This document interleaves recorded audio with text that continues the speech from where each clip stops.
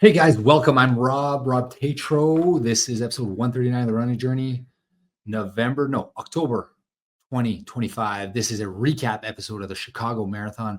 In case you can't tell, guys, I love running. I love talking about running. And this is probably one of my all-time favorite episodes ever because, well, it went well. It went well for me. It went well for Charlie. We talked at length about this race. We recapped the weekend. We talked about how much fun we had. I can't tell you how much fun these running road trips are, guys. And it was just an absolute blast. So sit back, relax, enjoy this one. I'm jacked. My brother's jacked. Maybe some PRs were had. Who knows? Who knows? But this is episode 139 of The Running Journey.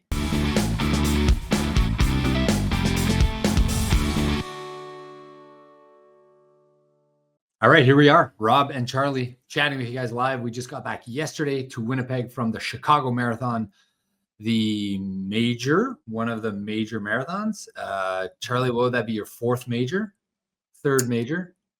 I've run in four, but like third major. Third star, yeah. Third star for Charlie. It was fourth star for me. Super, super fun. A lot to unpack here because it was an epic weekend. It was as crazy and awesome and surreal as it gets. First off, if we go back a little bit, if you haven't listened to the episode about Charlie recovering and me kind of battling to get here, so you had a crazy crash 4 weeks ago. How many weeks ago, Charlie?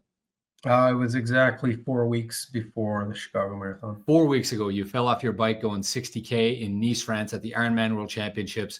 You were taken on a stretcher to the hospital. It's a great episode if you haven't listened to it. Didn't think you'd be able to run. You were told to wear a sling, but you kind of did a little bit of running without a sling, and you were kind of hoping to see what you could do.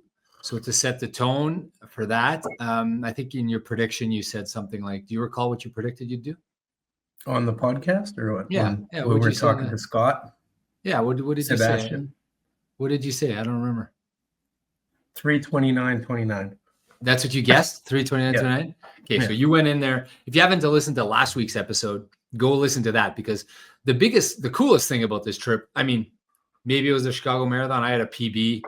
You had like a PB effort type day, as Carolyn would say. Shout out to Carolyn Coffin. And to Johnny, by the way, who ran. I know there's a lot of shout outs to give, but he had a day himself on the day of the Chicago Marathon in France. He did a 20K in 70 minutes. Crazy fast. Congrats, Johnny. But on the way down, on the RV on the way down, like we were all we did an RV trip. We did a Chicago Marathon might have been the highlight, but the weekend itself was probably a bigger highlight. Or I don't know what you think. Did you enjoy the weekend?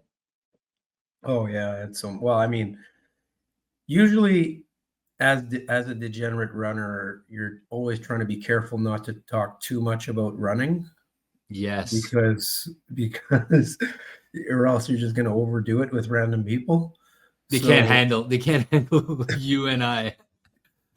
So it was nice to be on a trip where everyone was a runner and you could just talk as much about running as you wanted to, or cycling in the case of SEMO. Did you revisit the conversations in your head that you had over a 14-hour drive there? We hung out all day on Friday, all day on Saturday, and then the 14-hour, the tailgating on Sunday, plus the drive back. I don't know if it was like 50 hours. I don't know what the number is. It's a lot of hours of hanging out. Yeah. And I don't think we stopped talking about running the entire time. Like, how many times could you discuss pacing and shoes and gels? And we just did those. Training plans, workouts. Which button to press on your Garmin? We had a whole hour on the watch faces for Garmin. Yeah, it was just it was just the definition of a bonk. Definition of a bonk. We talked a lot about that. It was great to have the people there because we had all sorts of people. And I love road trips. I've talked about this many, many times. I love road trips. I've been doing road trips my whole life. But back when I drank, it used to be like sports and drinking road trips. This was a real running group road trip. And I know it was a running group road trip because on the Saturday, I was the last guy up at 7:05, I think it was. I was the last guy up. Everyone's already up.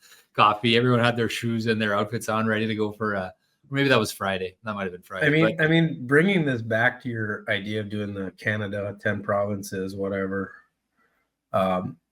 like there's a concept here where you could just organize a road trip anywhere, it doesn't matter where, and you just stop every day and have a race for like 10 days or something.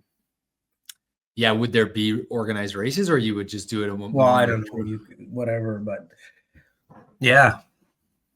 But the idea of going for one thing and everyone getting hyped up for that one thing and leading up get to a a group major of people like on a bus. is unbelievable. Like this, because I think, okay, to recap, we had me, Charlie, my cousin Paul, we had Grant, we had Simo and his wife Sonia, we had Todd Friesen, and we had Colin Lafreniere.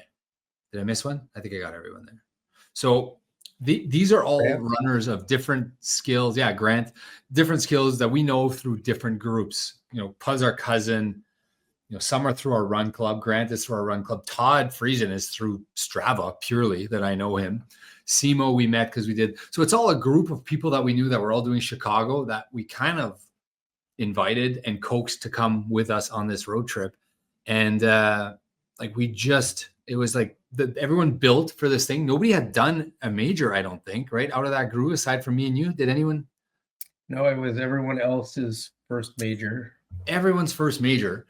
And to build up to that, they were all pretty jacked. Like everyone, it was everyone's A race, right? Like everyone was, I mean, Simo arguably just did triathlon. So, but I mean, he had a crazy day.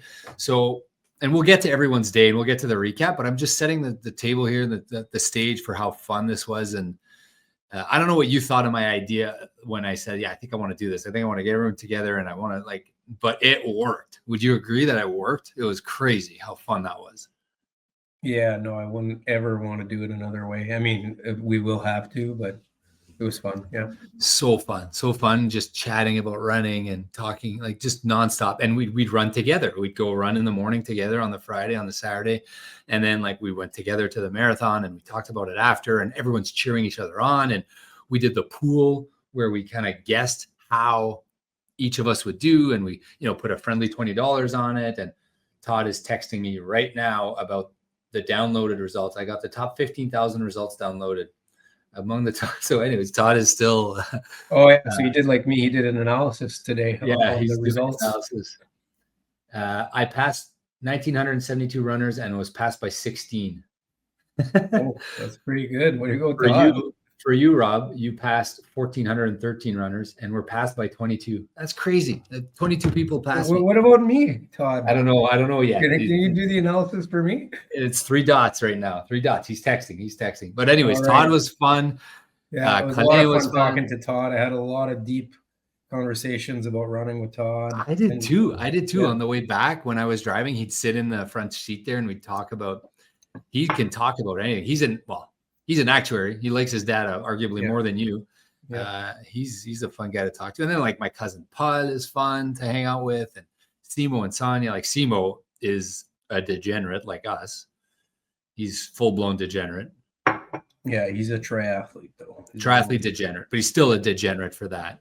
Yeah. And then like Grant is like, that guy's turned into a degenerate the last couple of years. Like he's really focused on his running and Calais. And anyways, I just want to see how much fun that was. And now we can maybe recap the race, but it was different than the road trips I've done in the past. I mean, even the Ironman one that we did was similar, but not quite. That was fun. Fun. Yeah, it was fun. It's tough to kind of get back to reality and get back to life, but it was great. So anyways, before we get into it, for those of you that are owning, my score that I would give myself on this race, like a 9.9 on 10. Like it was just so fun, so awesome, so great. So this is going to be a positive recap on my part. And I imagine you're going to give yourself a great score if you had to, right? Yep. Around that same number, maybe higher. What did you say? 10. Well, what do you mean? What are we defining by the score here? You can't just, So maybe I'm saying, okay, let's say race execution would be one score. How happy you were of your result is another. Okay. And then how much fun you had in the day. Okay. So race execution, 9.8. Okay. Let's see. Happy with how happy you are with your result. Yeah, it's not quite the same as race execution. 9.95. Okay, not enough numbers. You got to go to 2 decimals. Okay, what's the third one? The experience itself, just the experience. 11. Yeah, absolutely. The split rate. Todd is texting me 5.5% positive or negative split. I guess he's saying. I did the data. It's more like 10 there, but whatever. Sorry. He's saying the average split was 5.5% positive. Above, yeah. Yeah, positive. The average split. Sorry. Yeah. Okay, so let's talk about this race. Maybe we talk about the weekend first, real quick. So we got there we left Thursday morning. We recorded the episode. You got to listen to that last episode if you haven't listened to it yet. We drove right through. We got there Thursday evening, dropped off the RV at the parking lot, and then slept. And then went out for a discombobulation run in the morning. Shout out to Mini Grains Grenier. I don't know if he listens to the podcast, but I'm going to give him a shout out. Puz brother. And went out for a nice little run by the ocean there, by the water. How did you feel for that discombobulation run? This was on the Friday morning. I didn't feel great. I didn't feel that good. I actually felt great on that one. Because, well, for me, I think what was happening is like every time I ran, I was gaining. You just felt better. I was gaining fitness because I had zero fitness before. Yeah. So it's like even if it was just an easy, like, I don't know. And arguably confidence. A little bit, yeah. You're like, oh, this might go well. Like I'm feeling okay here. Yeah. Okay. So then Friday was kind of a busy day because we did Expo, which was super fun. I know some people don't like expos, but I thought it was cool. Well, just trying on new shoes. It was a good time. Just trying on new shoes and arguing. Like I met this guy. It's a shoe selling convention. Shoe convention. Shoe selling convention. It's a shoe selling convention. Yeah. Yeah, and they have gels for those that didn't bring gels. I was standing at the thing and I was watching the people with gels, and I'm like, at first I was like, who are these people that don't bring their own gels? And I was thinking, oh no, they know it's here. They know if to come here. They don't want to bring them all with them. So they just go, I'll pick them up at the expo, I guess. I did that with my salt tablets, so I get it. So expo was great. You guys did the architecture tour in the afternoon. Paul and I went to see a movie. We went to see The Smashing Man. Yeah. Quick story, and I'll let you talk about the architecture tour. But I was like, Paul, you want to go maybe go see a movie or something? I knew that I would nap. I knew I needed a nap because I didn't have that much sleep, and I knew sleep would do me good. So I always say a movie's an $80 nap when I take my kids. This was like a $20 nap, way cheaper because it was just me. So we watched The Smashing Machine where The Rock plays an MMA fighter. I don't know what the storyline's about. I don't know. I napped pretty much the whole movie in and out, and I couldn't catch what was going on. I thought he had a drug problem. I thought he finished it.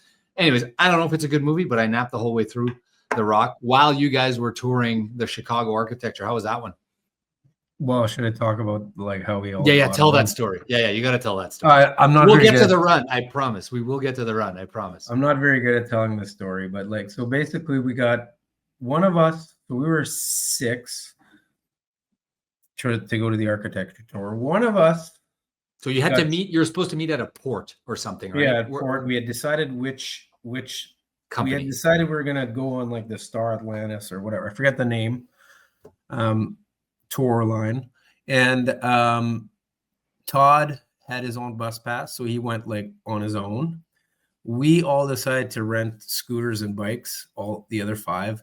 But halfway through our ride there, we lost Grant. Grant decided to drive in traffic, and we decided not to follow being him. Brave. Good job, Grant. How to get her done in traffic in Chicago with the scooter.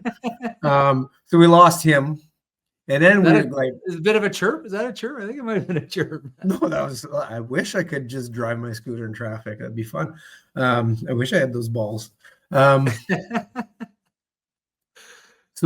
no, we just followed the. So now there's 4 of you. Now we're 4. We biking lanes. We get there at 3:48. We know the tour starts at 4. We have to find a place to park our scooters and bikes. And Simo's like, hey, are we supposed to park these things somewhere? I'm like, yeah, you have to check the app and find them. So Simo was panicking a little bit. So I check my. I like your Simo voice. Your Simo voice is pretty good. Terrible. Sorry, Simo. No. Simo's like a younger brother to you. But he's a good cyclist. Okay. Yeah. So, anyways, so I immediately check the app, and okay, there's a spot here. So I get it. Everyone follows me. We quickly, as quickly as we possible, we dump our bikes and our scooters, and we have to walk. We like jaywalk really fast, which Sonia wasn't too happy about. Sonia doesn't like the jaywalking. The jaywalking. We get there. It's like 3:52 now. So the boat tour is leaving in 8 minutes. You don't have tickets yet. You don't have anything. Don't have tickets. Don't have nothing. We see the first stand. There's a boat tour stand, and I'm like, "Can I have 5 tickets?" I was like panicking. I didn't even know how many were in the group, and I said, "Can I get 5 tickets?" And he's like, "Yeah, we got the last 5." So I quickly pay for them. I get him. I'm like, "Oh no, Todd." But in my head, I kind of knew Todd would have gotten there a lot faster than us because he took the bus. You thought he had a ticket already. I thought he already, in the back of my head, that's my excuse. I knew he had if he's listening, that ticket already. So then we start walking, and Simo starts panicking, and we don't have Grant yet, so we still haven't found. Grant still hasn't found you. Yeah, so I got my ticket, still haven't found Grant.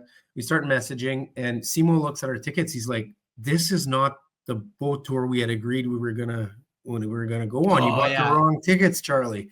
I'm like, "Oh no!" And then I start texting and start sending messages, and Todd, we get to the boat, and we're like, Grant's panicking. He's like, "Oh, I'm on the other side of the river." So so we get there, and it's like 4:58. It's like 3:58 p.m. So I'm like, "Oh, okay, well, you guys get on, and I'll just wait for Grant." And they get on. They immediately see Todd. Todd's on. Todd was on the boat. Somehow bought the ticket to the wrong boat. The same move that you did. He went to the wrong boat. And then they turn around. They look the other way, and they're like, "Hey, Charlie, look, Grant's coming the other way." He's like huffing and puffing, running to get there, and we all get on time. Miraculously, we all on the wrong boat, but on the wrong boat all together, and we enjoy the architecture tour. I like that story. It was really, meant to be. The whole weekend was meant to be. Yeah. It was really nice. The architecture. I found out which buildings were designed by who. The Art Deco style, contemporary contextualism, postmodern neo-deco. Yeah. Art Deco. You know what? They just stole from the Europeans at first. Don't reinvent the wheel if it works. Yeah. So by the way, the reason I didn't go on the tour is because I get seasick on boats. Yeah. So understand. I didn't go. So while you guys are on this, Paul and I are sleeping in the movie theater, and I sent the chat to the group. I said, "I like seeing stand-up comedy. I booked this place at the Comedy Bar at 7:00, and you guys all met me there." Well, I think Todd and Colin stayed behind, but you guys all met us there, and then we did stand-up comedy, which I thought it was great. I noticed there's a different vibe now with respect to people sharing their opinion publicly about the person in charge south of the border. Like, people are much more quiet about how they feel. I think people are scared to say how they feel. I feel like I felt it in the stand-up comedy room there. Yeah. Without getting into it. Okay, yeah, because we're worried about talking. Yeah, let's not get into it, but yeah. I agree with that sentiment. So just no discussion. It was funny though. The comedians were hilarious. Yeah, the comedians were good. The 2 comedians were good. Yeah, the second guy was hilarious. Anyways, so we went back to the Airbnb, and then Saturday we had absolutely nothing to do. Just a quick little morning discombobulation run where Sealaugh was leading. Colin Lafreniere Laffy. The pace was up. And that's when I chose not to follow him. He's like, "Hey, Rob, we're going to do 4 1-minute intervals, and we're going to do it at whatever pace." And I was like, "No, I can't do. I don't." Followed him. I did 2 of them. I only did 2. He was going so fast. Yeah, I hadn't run that fast in a while. It felt really good, actually. So you were dripping in sweat. We had a great. And then we met Mr. Kerr. What's his name? Conan Kerr. Didn't quite break 3:30, but the Barbados. Where was he from? Professional swimmer, Div 1 swimmer. From Bahamas or Barbados? From Bahamas, I think. Bahamas. He was just randomly sitting in the park, Grant Park. Yeah. I was like, "Hey, do you guys mind if I run with you?" Sure enough, he came and ran with you. Anyways, Saturday night, we chose not to go to the Montreal Canadiens Chicago Blackhawks game. Probably a good decision. It would have been a lot of time on. So after that busy Friday, I was like exhausted on Saturday. I'm like, so I Yeah. decided I'm just not doing anything at all on Saturday. I got like 30,000 steps on Friday. Yeah, 35,000, I think. Friday was exhausting, but I think it turned out great because it was so easy to fall asleep on both Saturday and Friday for me. Yeah. I got to talk about my sleep score on Saturday, but yeah, Friday. And I knew Saturday, like Saturday morning, I went for a jog and I was like, I think I just want to chill and do nothing today. And I just want to eat a ton and go to bed. So we put on some documentaries. We stayed at the Airbnb. You guys played a game of Settlers of Catan. We played some board games. We ate. And I was in bed at like 8:15 or something. Like it was crazy. What time were you in bed? 8:30 at the latest? I was the last one up. It was like 9:15 when I went to bed. I was like, I guess everyone cares about this marathon. Go to bed early. And that's when I had no one to talk to anymore. That's when it struck me that I was on a different schedule than my last road trip to Chicago. 9:15, last one up. And like last one up at 9:15 p.m. and last one up at like 7:30 a.m. I think I was the last one up. You guys were all ready to go jogging. Different schedule. Race morning, we're up at, well, you guys were up early, but let's say 5:30-ish, 4:30 you guys were up. I was before you, I was the last one up. I was the second last one up. I didn't have a choice to stay sleeping after you were. I know you were upset because you were really loud. I know. Well, it just, you have a loud voice. And I think that where my it's my voice. It was 100% your voice. Yeah, because the other ones I didn't hear. Now the truth comes out. You were excited, right? You were excited about the race and you were laughing and telling stories, whatever. But honestly, I only woke up at like, Rob, I only 5:30. woke up at like 5:45. I know. I had my alarm set for 5:45. No, I think it was 5:20. 5:30 maybe. Anyways, I wasn't up very early. The other guys had been up for a long time by the time I was up. Yeah, they weren't waking me up though. But me, obviously. Yeah. Well, plus it was probably time for me to wake up anyways because I had set my alarm for 5:45. I did the old pre-prep my oatmeal the night before. Yeah. Put it on my nightstand, set the alarm for 4:15, rolled over, crushed the oatmeal, went right back to bed. And I shared this with the group today. I had a 93 sleep score on a race morning at a major. Yeah. Like, that is obscene. That is unbelievable because at these majors, you got to get up early. Like it's not like the Winnipeg Marathon where you just Manitoba Marathon where you just show up and you start running. Like there's security and there's like gates and corrals and it's I can't believe how well I slept. I woke up on Sunday morning, 100 training readiness, 93 sleep score, 100 body battery. I was like, let's go.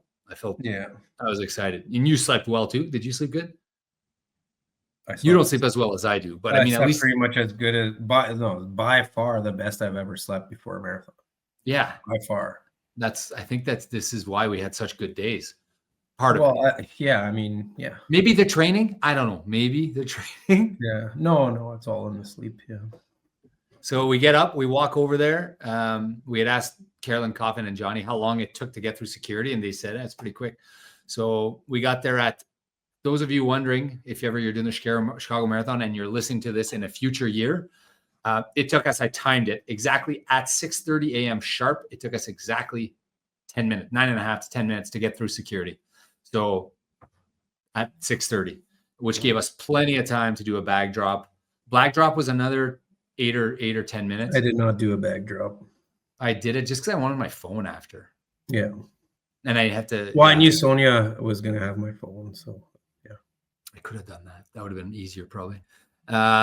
So bag drop took 8 to 10 minutes. And then how brutal were those pissers in the corral? Like, oh my God. How bad were they for you? They were pretty bad. So I immediately went in line, had a piss, got out. Also a little bit of the other thing. And then I immediately went in line again. Yeah. Just to see, you wanted to make sure the bladder was as empty as possible. It was two full pisses. So I think I pissed like 3 or 4 times. But and then in line when we were in the corrals, I pissed another 2 times. People were just pissing on the fence in the corral, right? Yeah, well, I did twice. Yeah. So there were no rules because you couldn't get to you got there. I didn't have time to get to the pisser. So I feel like maybe they should have like New York and like New York New York is way better for that. New York has them all the way to the start line, corrals all the way to like 2 minutes before you start, basically. There's pissers everywhere. Yeah. Yeah. And they also have the square, right? Or is that Boston? Boston has the square urinal. Yeah. Yeah, they had them in London, right downtown London, like Yeah. for people like citizens who want to pee.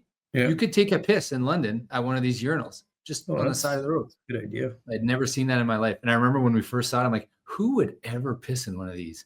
And then 2 a.m. that night, I'm walking back with my crew, and of course they're pissing in it. But it wasn't 2 a.m. It was later. But I thought that they got to figure something. I remembered from last year that it was a negative experience for me on the urinals.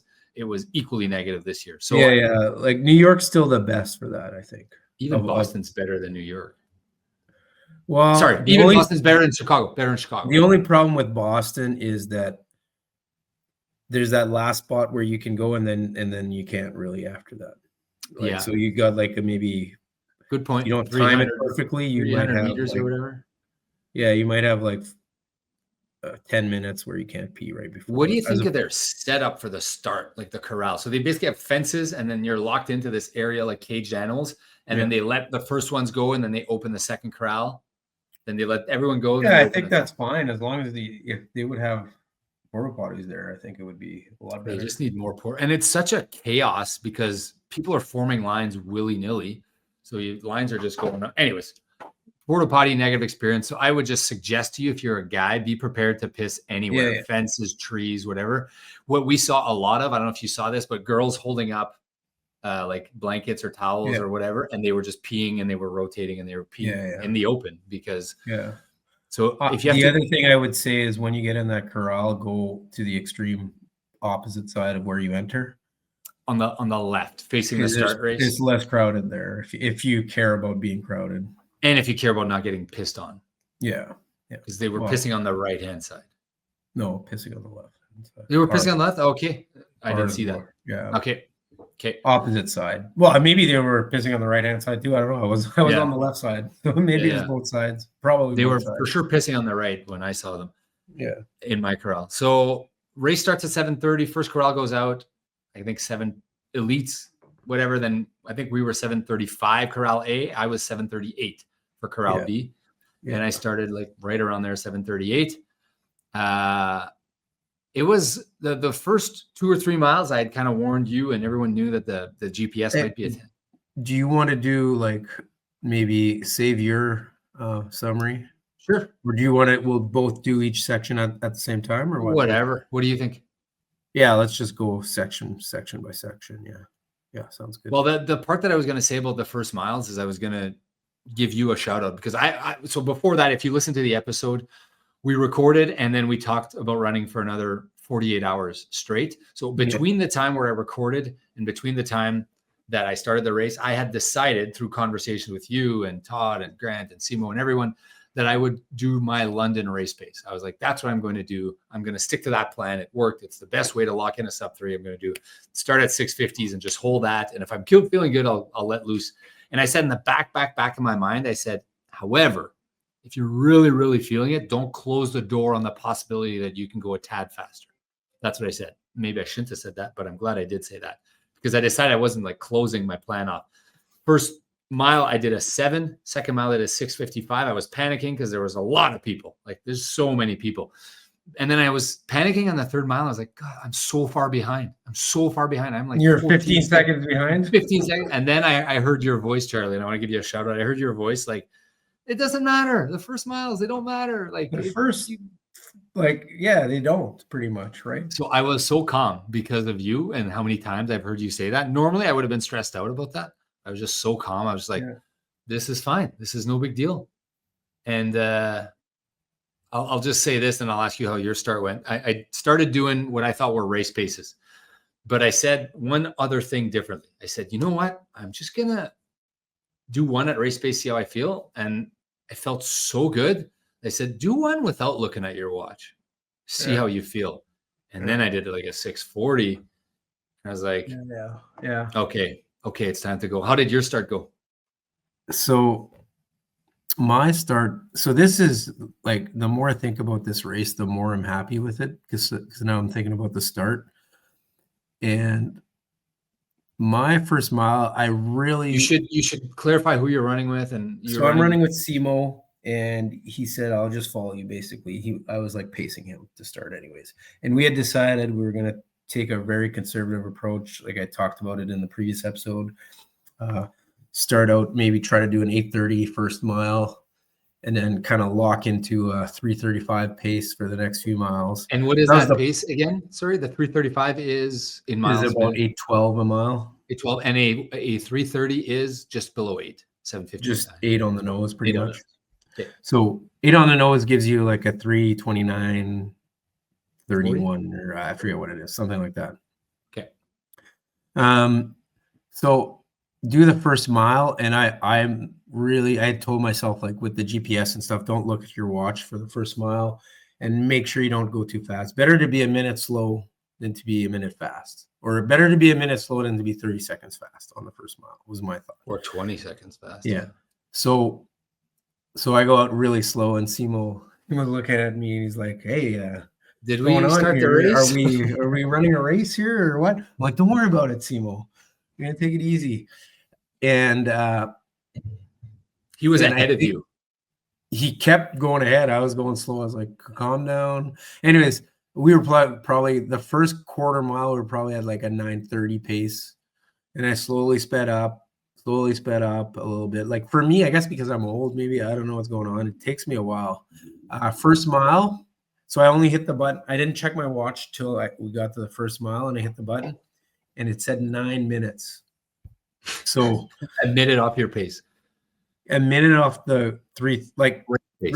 I don't really know if 3:30 was my goal, and in my head I was like, if things go really well, I could go sub 3:30, but I was like 3:35 would be good. So still significantly behind that number.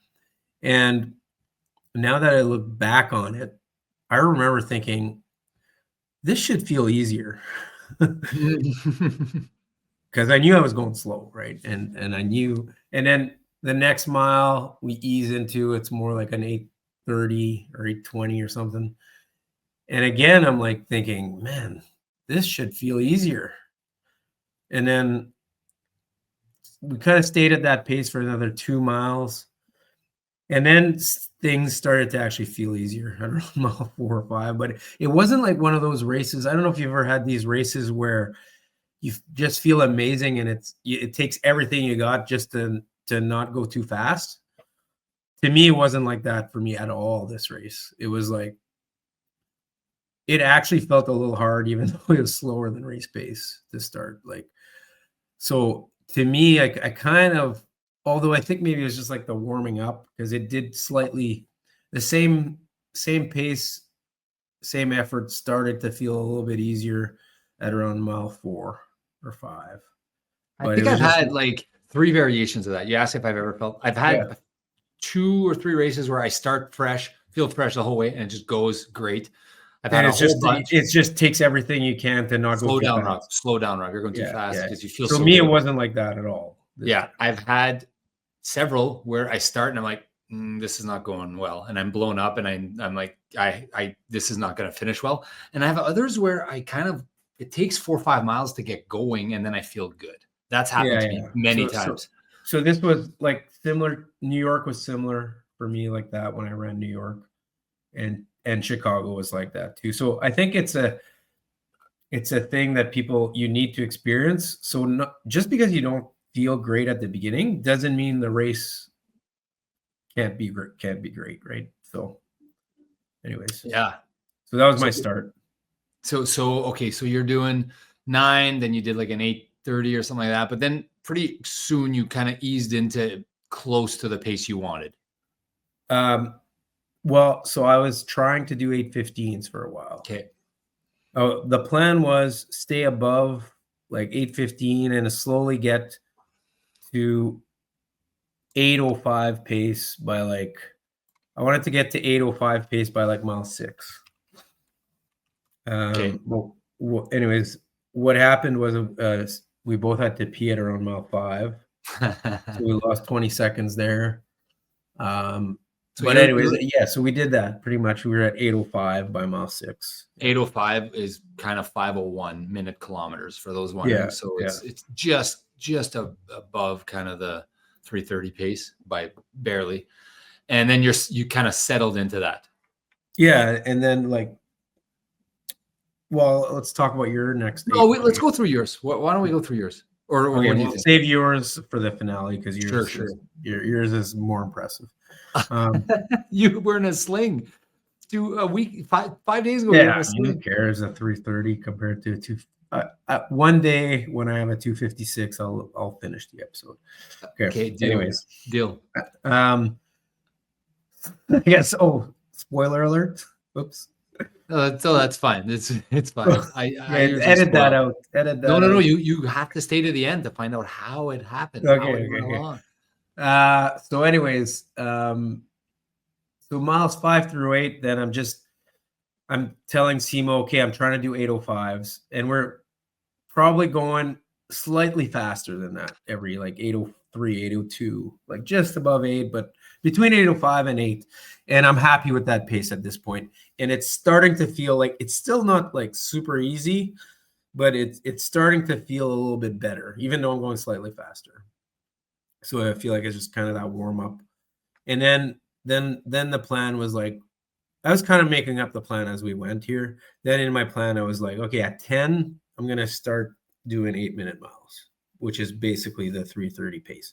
So, and I was looking at each mile, I was looking at my watch and I was calculating how much above 8-minute miles were we?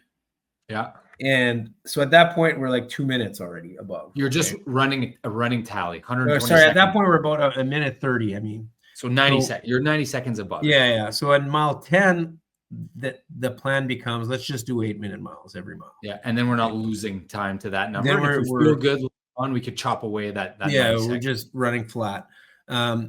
So at that point, it's kind of smooth. Nutrition's going well. Getting tons of. Oh, and for the first time in a race, I used the Garmin feature alert feature. Yeah, thank you. Shout out to Grant Woods who gave us that idea. Grant, who reminded me that was possible. So basically, I had this alert that said eat every 25 minutes. And I didn't, it worked amazingly because usually it's another thing to think of, right? So yeah. I didn't need to think about it because every 25 minutes I'd get the alert and it'd remind me and I would take a gel. I was really, I felt like I was really, there's a lot of traffic to get around, which made things hard sometimes. But I was really focused on getting through the transition zones, making sure I got some Gatorade, some water, and then actually, even though it was cool, I would actually make sure I would preemptively cool myself by dumping water over myself. Yeah, we should probably quick rundown of the weather. Kind of 12 degrees to start. It was going to peak at 16-ish, so a pretty good day. Sunny in the back half, but overall a pretty good day. But sunny and 16 is still hot. Yeah, for us it was relatively a non-factor, maybe a little bit, but I think people who would have started later and maybe taken, let's say you're on a 4-hour pace or even a 3:45 pace, it may be more of a factor at the end. Yeah. But I think for us, well, I did the cooling with the water. It was pretty much a non-factor for me, I would say, which is great. I don't know that I felt that very often in a marathon. It's rare. Yeah, it's rare that you don't have to worry about heat. So anyways, so making sure getting through all the aid stations and I was actually somewhat picking up my pace through the aid stations because it was easier to weave in and out at a faster pace. Yeah, if you grab your water and go to the middle, or were you staying on the No, I was grabbing my water and then going to the middle to drink, and then at the end I would go back and grab. Because the last ones were always wide open. Yeah. Because these aid stations we've talked about in the past, but just quickly, they're 400 meters long. They're really long. The first 200 meters is Gatorade. And then the next 200 super well organized in Chicago because you know the first half is Gatorade, the second half is water, so it's easy to plan. Yeah, there's a bit of gap in between too, so you could if you wanted to, you could drink 5-6 cups easy, Yeah. So, anyways, you're doing the aid stations, you're speeding up.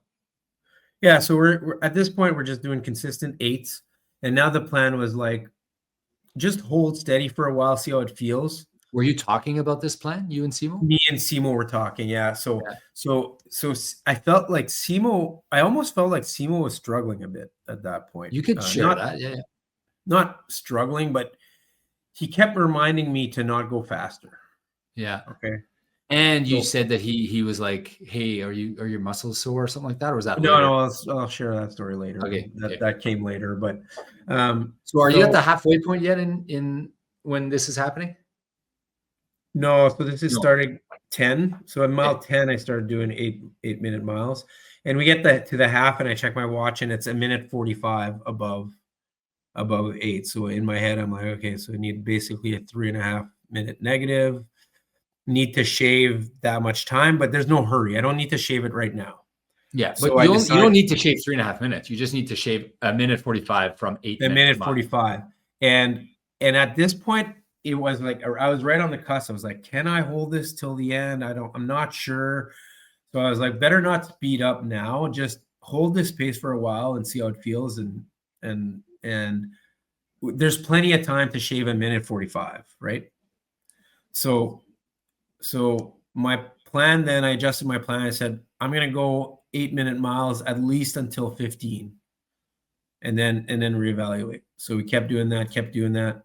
And then we talked it through a little bit. Me and Simo, and at 15, we said I was still, again, it was still like, I'm on the fence. Can I hold this till the end? I don't know. I'm on the fence. So we said, okay, we're gonna.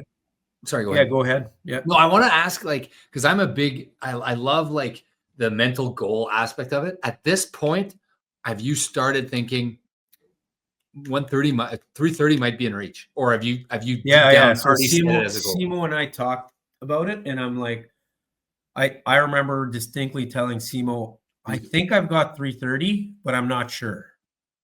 At that point, I told him. And what was he saying? Because that was a personal best for him. And he didn't even, I don't know. I felt like he was very unsure of himself. But I mean, he's run 3 marathons. So he doesn't have as much experience as I do, I guess. So I think maybe that's why. Like, and he's had he's had a hard finish for most of his marathons. So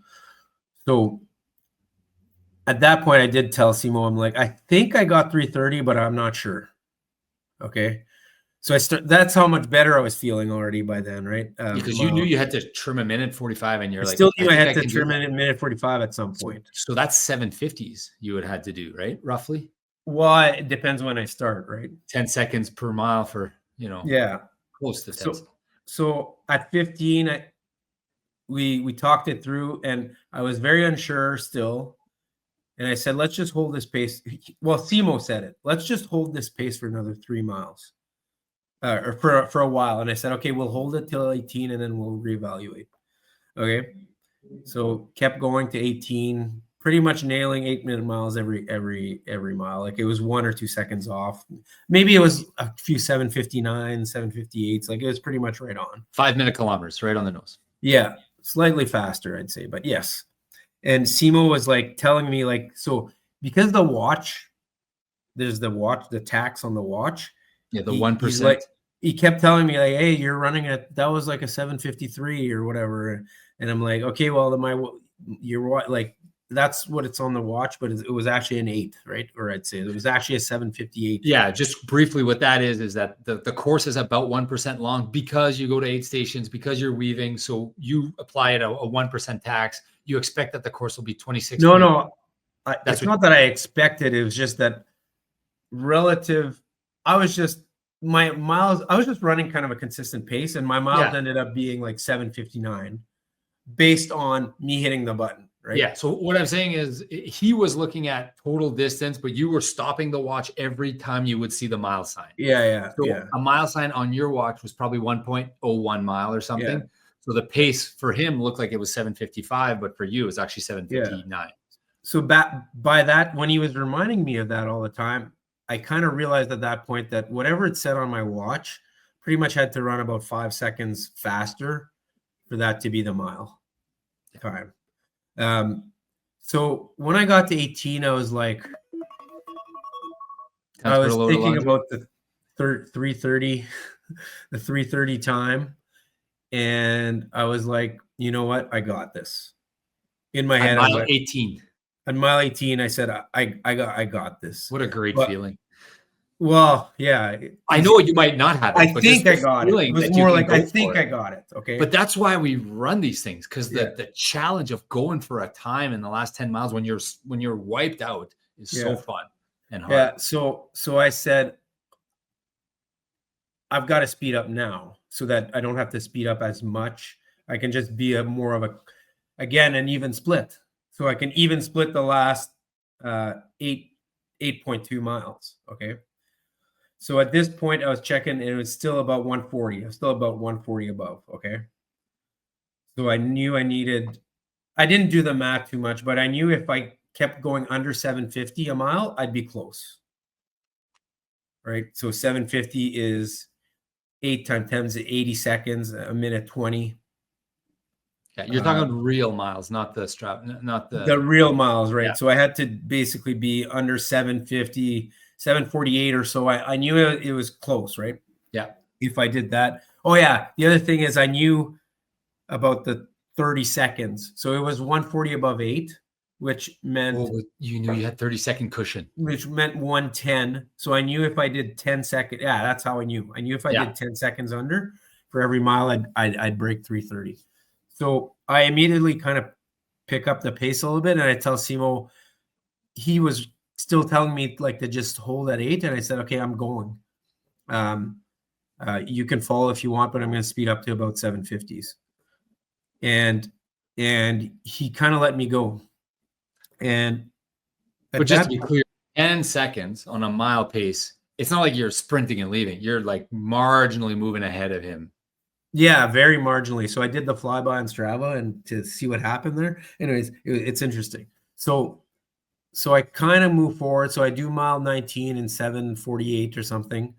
And then there's this girl or this woman. She's, I don't know, mid-50s. And I see her just going through the crowd, passing everybody. And she's got a sign on her that says physical impairment. And she's just crushing it. She's going like, and I say, okay, I like her pace. So I decide to try to follow her for a while. And I get a little carried away. So I do mile 20. I did in about 7:30. I did one. So I was like, okay, after that mile, it said, okay, well, that's a little too fast. Let's go back down to the 750s. So that's at the point where I kind of Simo kind of fell behind because I did that one at 7:30, which is like that's 20 seconds now. So that makes a difference. Dropped him in biking terms. Yeah, I kind of dropped him on that mile when I went 7:30, and I go back to doing my 750s. And oh man, so up to that point, it was just more. So 20 and 21 were fine. 21 was fine. Up to 21, it was more about like the struggle was more about, am I running the right pace? And could I be going faster? Am I going too fast? Kind of just that thought. Once I got to 22, it was, can I do this? Can I hold on? Can I hold on?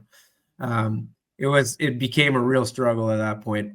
But I was doing the math and I was like, well, I have to keep running at this pace if I want to break 330. And I had when I was like 18, I decided I wanted 330, right? Yeah, it's a new goal. You want it. Yeah. So then it became really hard at 22. And I started breaking it down like in half miles and like, okay, now there's an aid station. Okay, that minute went by faster. It was just like breaking it down. I was just trying to survive every mile. And it's not super fast, like 750, but for the fitness I was in, it was hard. 22, 23. And I get to mile 24, and all of a sudden I see this tall guy wearing a Run with Rob singlet. And it was Simo. He had come back from the dead and passed me. So initially I was like, what? He's going to beat me? What's going on here? I was like a little upset. And how dare he? But then I was like, you know what? That's awesome. Like that was like a split second stupid thought. No, I get it. Yeah. But You're happy for Simo, obviously, but- that he's there. But then I thought about it, like that's awesome because that means I paced him. I was happy with my pacing job, and like that means like he's gonna crush 330 easily. He's gonna get his personal best. What's that? He's gonna get his personal best. Well, no, I think he missed his personal best by a little. I think it said he got it on Strava. On Strava, yeah, it's a Strava personal best. Okay, I'm not sure, anyways, but it was well beyond both of our expectations to go through sub 330 because we were kind of just recovering from things. So at that point, I was really super happy for Simo because I could see he was gaining on me, and I know I was doing 750s and I was passing almost most of the people I was running around. So I was super happy for him. Mile 24 was just, this is when I was like, oh yeah, marathons are hard. Marathons are hard. Yeah, that's how okay. And just checking the watch. I was trying to force myself not to check the watch too often and like just finished the mile. But I just like mind tricks. Oh yeah, I forgot about the story on mile 18. This is just before I left Simo. So Simo asks me, "Hey Charlie, are your legs hurting?" And me, it was mile 18, Charlie, grumpy Charlie, and it was like, are you kidding me? You're asking me if my legs, like this was what I was thinking in my head. Are you kidding me? You're asking me if my legs hurt? It's mile 18 of a marathon. Of course they hurt. Anyways, I just like, and then so I just answered like quick answer. I was like, yeah, they hurt, but it's just pain. Don't worry about it. Like I'll get through it is kind of what I said. And he apparently said that kind of helped him finish strong. So I'm hoping it did. So that's that story. But mile 24, mile 25, I start checking my watch I forced myself. I was doing like the 2 hydro pole thing because it just felt like it took forever. Then you get to that little hill, and all of a sudden to me, I didn't see the 26 mile marker. Maybe there was one, but I didn't see it. But I saw the 400 meter sign. And then it was like, okay, we're kind of done. 400 meters. And then you were so far ahead. You were 30 seconds. I knew I knew I was going to get it. I knew it was going to be painful, but I knew I was going to get it at like halfway through mile 25, even though there was some couple thought like throughout miles 22 to 25, there was like, oh, I mean, am I going to blow up? I kind of feel like walking right now, but you just kind of push those thoughts aside, right? And then I finished the last 200 meters down the hill, super strong, and it was done, and I was super happy. So that's pretty much. For a time of? For a time of 3:29:31. So I missed my prediction by 2 seconds. 2 seconds. It came on exactly on 8-minute miles. Exactly, right? Pretty much, I think. Pretty close, yeah. 8-minute miles. Yeah, I believe it's to the second or close to. Well, congrats. That's awesome. So yeah, I think in terms of potential time versus my capacity on that day, I think it was about 98%. Like it was really good. Optimized. Well. I think maybe I could have ran that first mile a little faster. But who knows what would have happened, right? I think maybe I could have started speeding up slightly earlier, but like my heart rate when I finished the race was 182, and my average heart rate for the last mile was 179, I think. So for me, that's like pretty close. Max. Yeah. So, I mean, I think, again, I heard about it again, the pacing. I felt like it's just one of those races where I gained momentum as it went on and gained momentum and confidence. And that's kind of the power of negative splits, in my opinion. But the key to a negative split is to go slow enough at the beginning, right? So, yeah, I think it was great. 4 out of the 7 of us, I think, did negatives. Does that make sense, Charlie?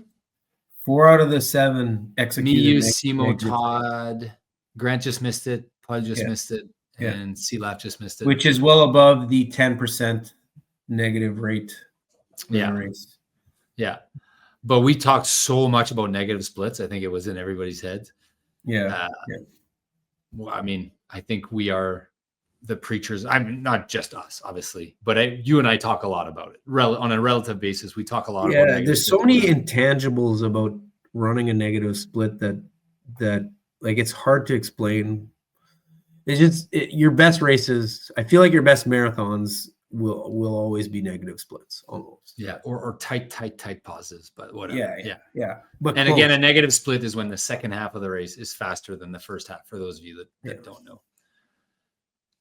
Okay, so no, there's a lot of similarities. You haven't really talked to me too much about your race, actually, so I'm curious about. There's a lot of similarities in your story and mine, actually. A lot of similarities, and I spent a lot of time since this race because my first instinct after I finished was that's the absolute best possible race I could have possibly run in the history of the planet, and like it was almost like saddening a bit because the gains are going to be few and far between now, I think, obviously. And like, can I even gain from that? Rob, okay, so I think there's tons of gains for you. No, I know, but it has to be fitness and it can't really be racing gains. Yeah, fitness for sure. Yeah, because like in London, I did a 258.50 or whatever, and I thought I can trim 3-4 minutes just by running a better race, is what I thought. Fitness. We're already. Sorry, I talked so long. I can't believe how long. Yeah, you did a while, but we wanted to hear about your race. I can't. Sorry, yeah. So this will be a longer one, right? That's fine. Yeah. It's our podcast. We could do what we want. We could do. Yeah, race recaps are like so much fun. This is. Well, I mean, we already did 40 hours of race recaps. How much did we talk about the race on the way back? In the parking lot. Yeah. I was a little worried because usually you and I have a rule. We try not to talk about a race until we get on the podcast, just so that it's fresh.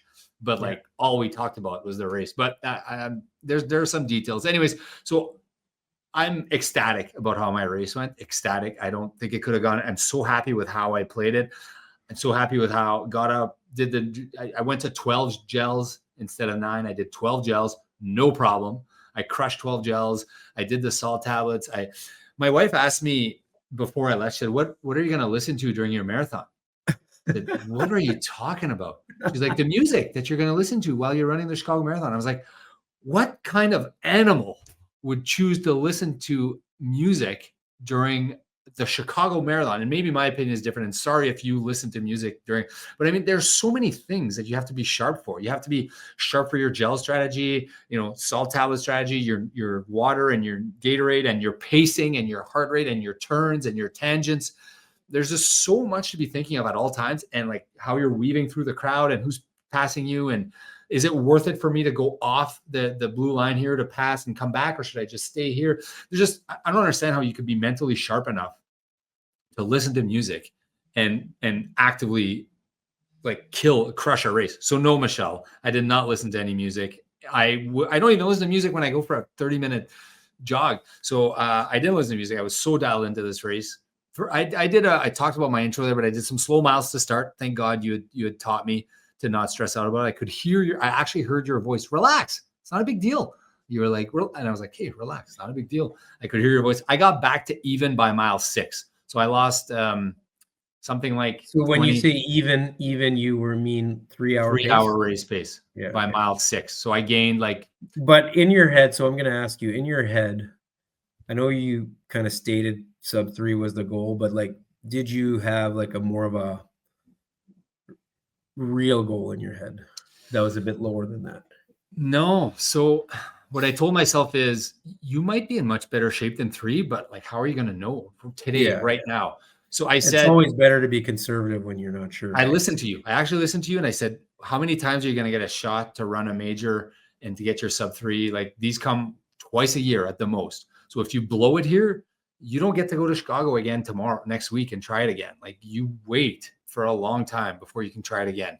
And it has to line up with your schedule and kids and work. And like, it just doesn't so I was like, I'm going to listen to Charlie and I'm going to just try to get Sub-3. That's the only goal. It's the only goal, Sub-3.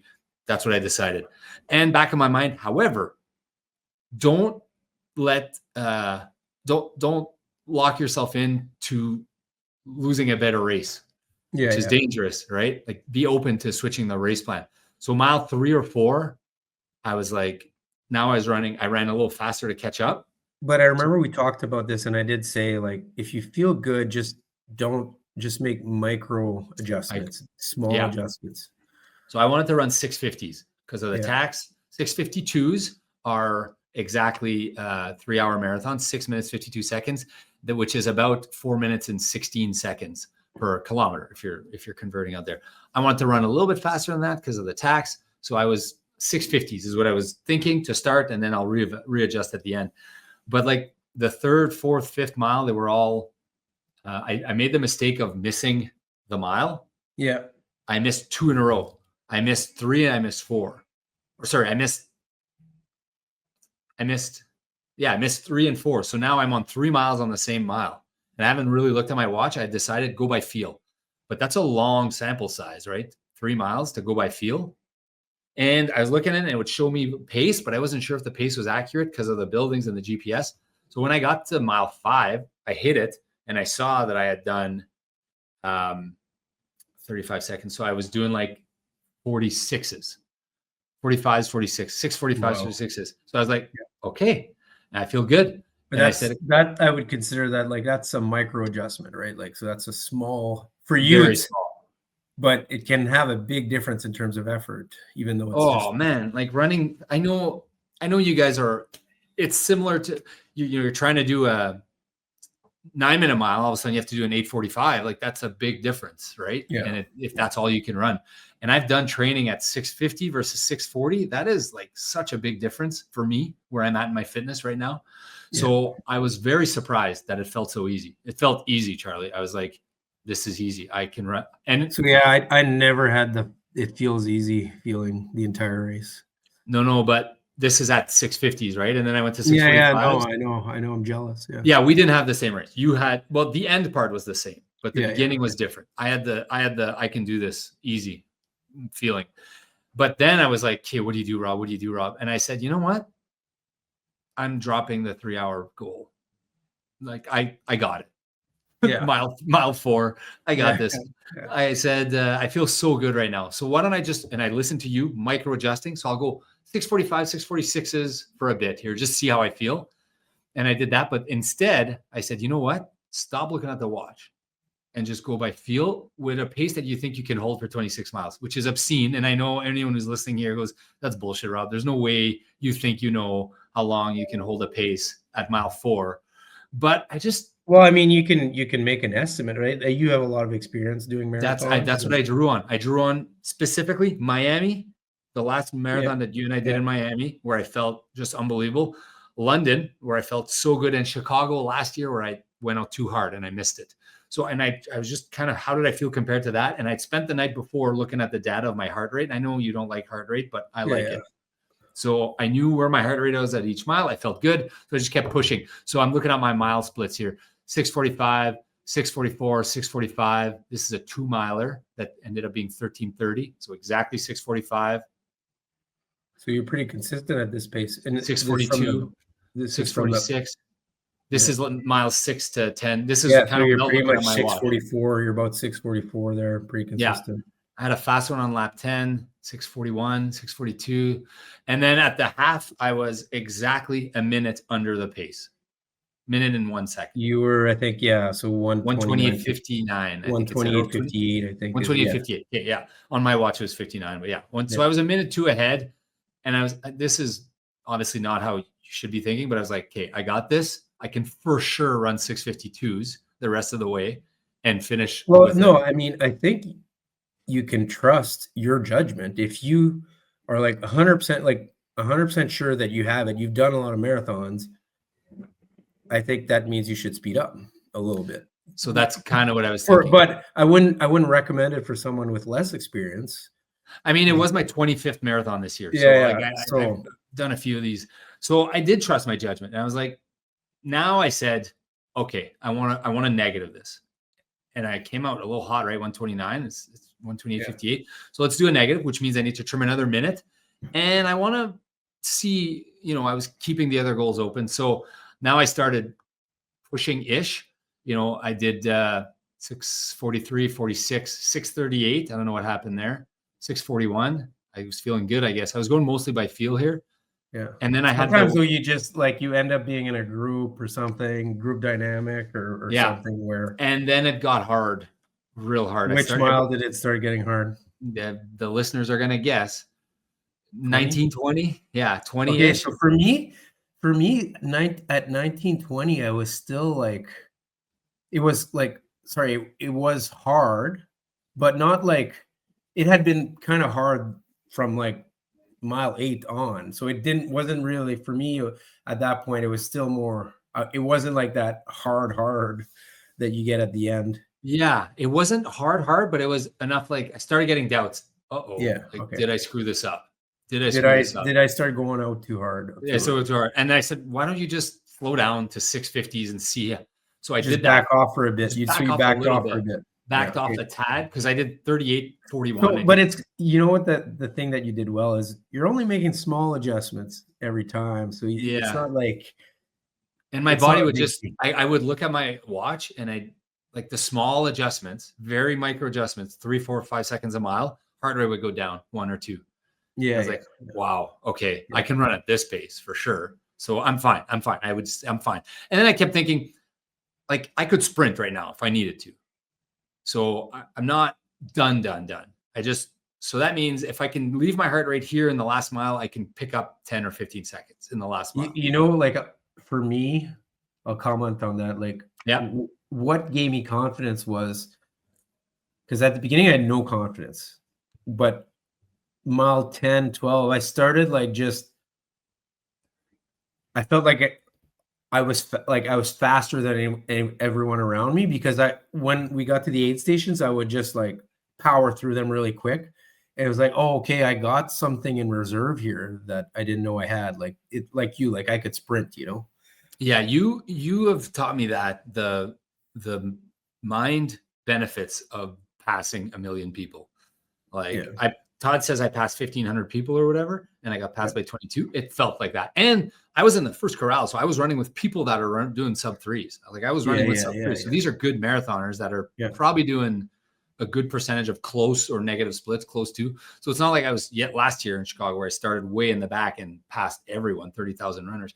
No, I was getting the mental benefit from seeing people struggling. And I was like, I'm not struggling. Like I'm not that guy. I'm not that girl. Let's go. I got this. So with about 4 or 5 miles. So I did one slow mile and my heart rate came down. I was like, no, that's enough. Let's go back. So then I went back. Really? You were able to go back, eh? Wow. 44s, 41, 44. And then with like 2 miles left. So you kind of just needed a mental reset, maybe a little bit. One mental reset at mile 20. Yeah. Just to be like, hey, if I slow down at race pace, could I finish at race pace? And I did 1 mile, I slowed down. I was like, this is not hard anymore. I know it's ridiculous that it's only really 5 seconds a mile, eh? Well, it would have been 9 seconds versus the 2 prior ones, 10 seconds versus the 2 prior ones. So that's interesting. I had a similar experience at like mile when I was trying on mile 24 or something. I'm like, okay, it's getting hard. I think now if I just do 8s, I'll have a chance at the end. And I told myself that I slowed down for a bit. It felt like I slowed down, but then when I saw my mile at the end, it was another 750. So I was like, okay. It kind of gave me the same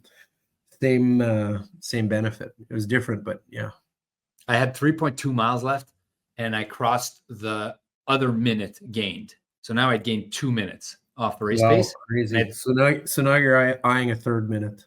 I'm eyeing a third minute. I'm like, can I possibly trim a minute on 3.2 miles? Seems crazy. That's honestly for me, I was so dead. There's no way. I can't believe. Yeah. So you so thought I you tried could, it. I just said, well, you didn't come here for nothing. Yeah. Try it. If you don't get it, you're still going to get a. Like you knew that you could always back off and still be. It was in the bag. Yeah. And in fact, like the 2 minutes was in the bag. Like I wasn't 6:52s. I had that for sure. Okay. So I said, I have nothing to lose here. And in London, I've talked about this in the past. I kind of feel shitty about how I finished that race because I knew I had it in the tank and I chose not to go. I did the lazy way out. No. Yeah, I had it, Charlie, and I didn't go. I didn't go as hard as I could. Okay. I followed my plan. Fine. I think you raced smart. Okay. London, yeah.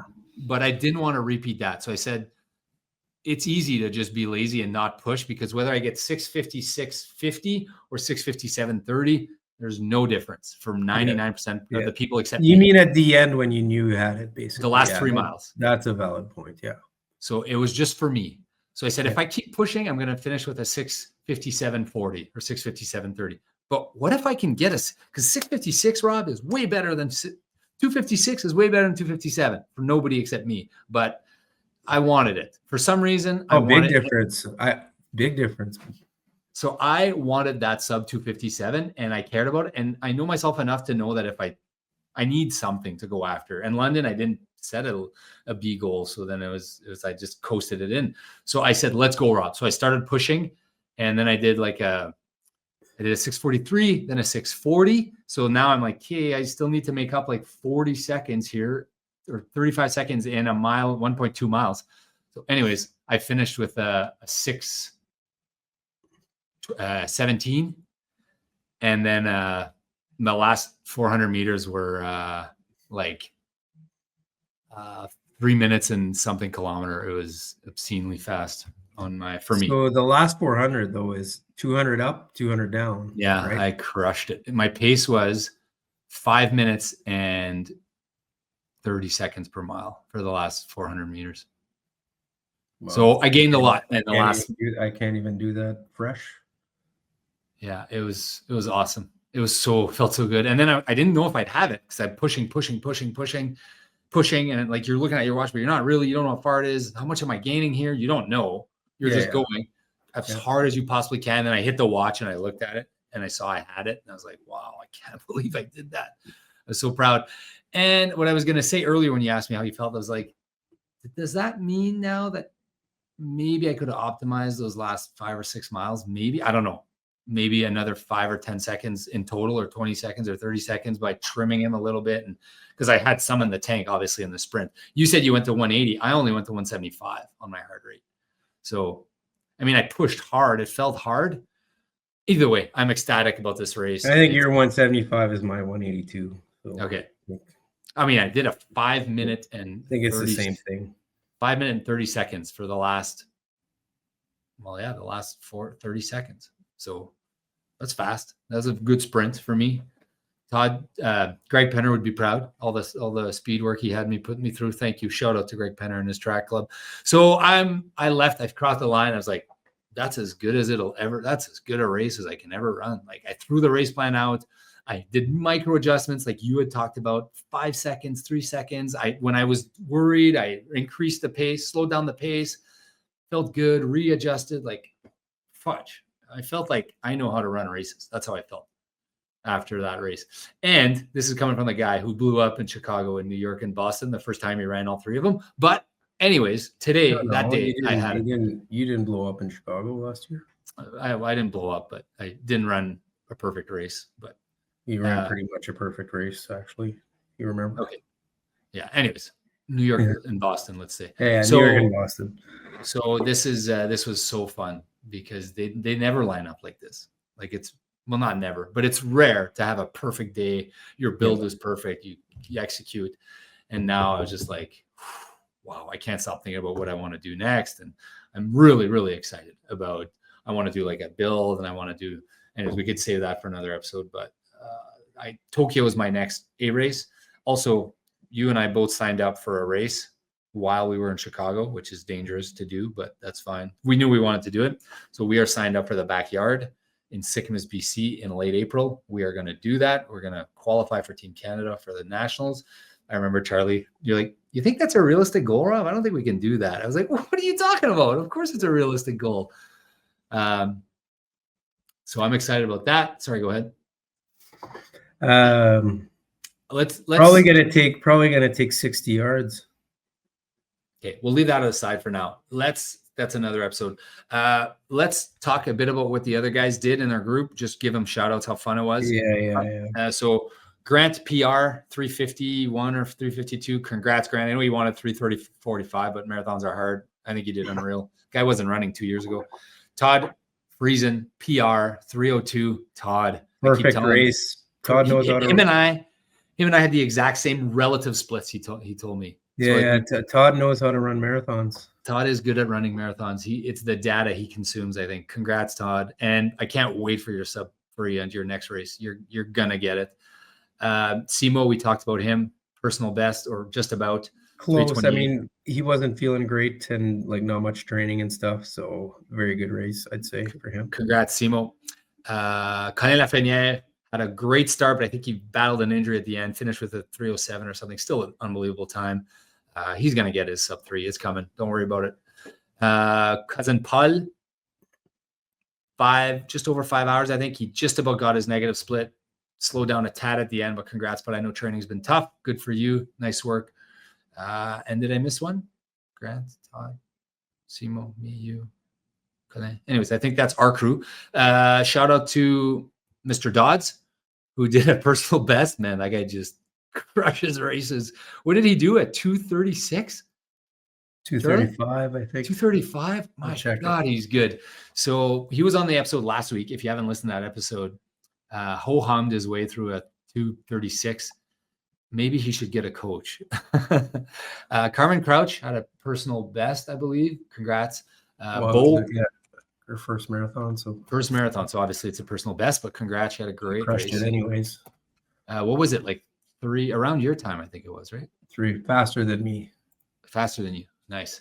Definitely. I know Bo and were they both running? Bo and Mingzi, I think so. Yeah. Were they both running? I know they did well. I think I'm not sure, but I don't know what Bo's PB is, but might have missed it by a tad. Congrats to Bo and Ming. Maybe you shouldn't have run like 52 kilometers for your birthday a couple of weeks before, but whatever. You got to do fun stuff. Running is about having some fun. Just loves running. Loves running. Speaking of, I want to do way, way, way more miles in my next build. But that's a conversation for another day. I already told Patrick, he's like, well, how about you start by resting for a week? Are you running at all this week? Oh, man, I was so disappointed when I got the note. No running this week. I know. Same note. I was like, I'm ready to go, man. Let's go. Yeah, I told him I feel good. Like, let me run. So he just wants. So what are you going to do? I have a phone call tomorrow with him. So we'll see how it goes. But like you told me that you were going to A-race WBFPS this weekend. Is that still the plan? No. We'll see. You and Todd and Simo, I thought you guys were all going to A-race it. No, Todd's not registered. Oh, sorry. Was it just you and Simo? Okay. I think maybe that was the equivalent of drunk talk. Yes. Runner's drunk talk. Yeah. After you finish a marathon, you're like, I could run 50 more of these. Yeah. I don't know if there's any other Manitobans, but shout out to all you guys that ran. Congrats. Man, we also watched the Kona Ironman, which had a crazy finish on the women's field at the end there. My goodness. Crazy finish, yeah. She was 4 kilometers away from winning. She had a big lead, and she just sat on the side of the road and was done. The top two happened to both. So they both had like amazing bike rides, but then they collapsed on the run. 4 kilometers left. She just pulled herself and sat down and watched the second place run right in front of her in the second place. Like, hey, are you okay? She's like in a daze. And she didn't finish, right? She had a DNF. No, she did not finish. Yeah, no, it was very concerning. What's her name again? Taylor Knibb. Taylor Knibb. That's crazy. I hope she's well. Hope you're okay, Taylor Knibb. It was entertaining to watch. And then our friend Becca did the Ironman. So that's good. Good for her. Mm-hmm. And then was there a race in Winnipeg? Another race? I don't remember. There was the Thanks for Giving half, I think, on Saturday. In Morden or Winkler or something. I think Winkler. I'm not sure. Jayla had a good run. I saw that. Chris Dick also. Anyways, a lot of people did some races. So congrats to all you guys. Majors, how do we feel? What do we feel about these majors? We're going to keep doing them, obviously, right? We'll see. You're meh about the majors? Well, so I've got the 3 easy ones down. Now it's the European ones, which is going to be hard. So yeah, I hear you. Well, once you have the Abbott thing going, you can just get at stars and accumulate. I'll have to ask our buddy Dwayne. We have to shout him out. Yeah. Wow, what a runner, that guy. Dwayne the Rock Wheeler. The Rock Wheeler did a 3:11. Just about got his PB, and his PB was like 10 years ago. He's like in his 50s, I think. I think almost 15 years ago. Yeah. So shout out to Dwayne. Like that's by far age adjusted the best race you've done. So congrats. There's probably people we're missing, and sorry if we missed you guys for the shout outs, but we thank you guys for following. Anything else we want to add, Charlie? I was just saying I'm going to need to get advice from Dwayne on how to get those other majors. Yeah, you definitely can do that, and he can advise. We also talked a ton about Ironman and cycling. Way too much talk about biking and cycling. It almost makes me want to do an Ironman. Like, it's you and Simo. Put you two together. It's like, whew, enough with the cycling talk. No, I'm kidding. There's never too much. We would have to try to like do it in hiding because it was a running trip. So I know you were like off to the side. Hey, what are those guys doing? You think they're talking about biking? You want to talk about biking? Let's pretend we're going on a walk and talk about biking.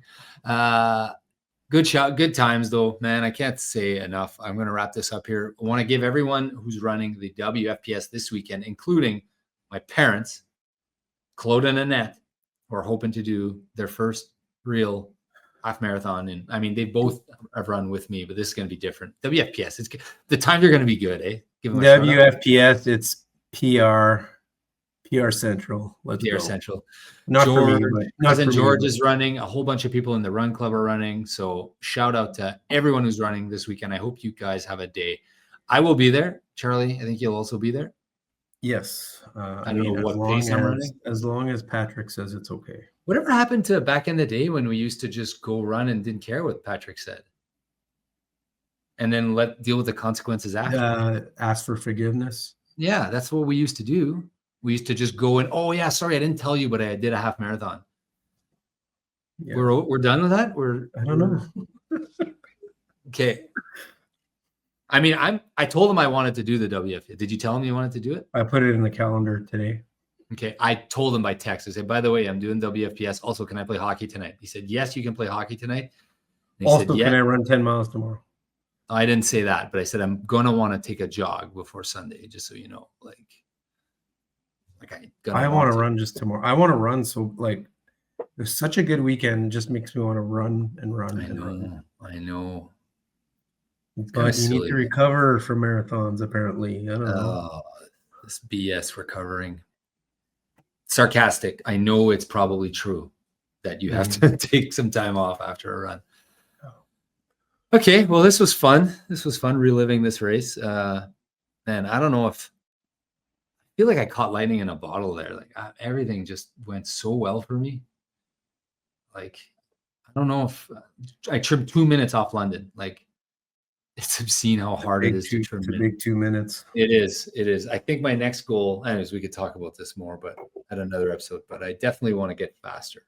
I want to be fast. I want to be faster. I want to run more miles and I want to be faster. More miles, more pace. More miles, more pace. That's what I want to run. Yeah, same. So we'll do that. Okay, so good luck to everyone. We're going to stop it right here. That's a bit of a long episode. Sorry. Thanks for tuning in, guys. Unbelievable episode. And we'll see you in the next video. And don't forget, what did we say? More miles, more pace? More miles, more pace. Just for this week. More miles, more pace. We're out.